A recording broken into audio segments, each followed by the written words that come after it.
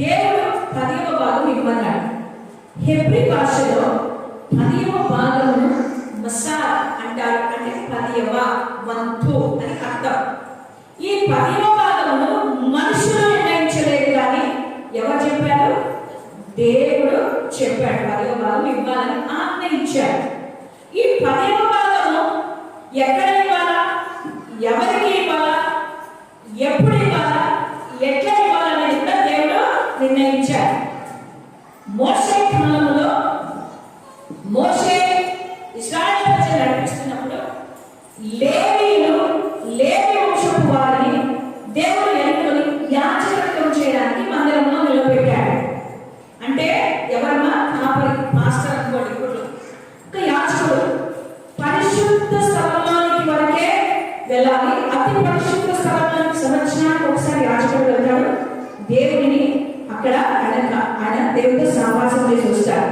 ఆ యొక్క లేవీల కుటుంబాల పోషణ నిమిత్తము ఈ 10వ భాగంలో దేవుడు ఇవ్వని చెప్పాడు.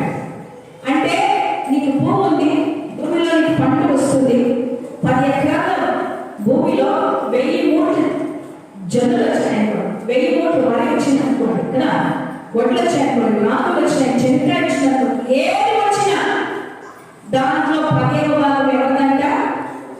దేవుడి. అది ఎక్కడంటే ఇచ్చేది కాదు, ఎప్పుడు పడితే అప్పుడు ఇచ్చేది కాదు. ఎక్కడికి తీసుకురావాలంట? దేవుడి సన్నిధికి తీసుకొని రావాలి. 10వ భాగము దేవుడు లేవీయుల కొరకు అంటగా దేవుడి పని చేసే వారి కొరకు నియమించాడు.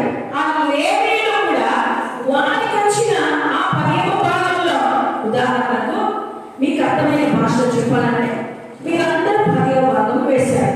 ఉదాహరణకు సంఘంలో ఒక్కొక్క కుటుంబం 1000 రూపాయల దశమ భాగం వేశారు. అటువంటి 10 కుటుంబాలు ఉన్నాయి. అప్పుడు ఎంత వచ్చింది? దశమ భాగం 10,000 వచ్చింది.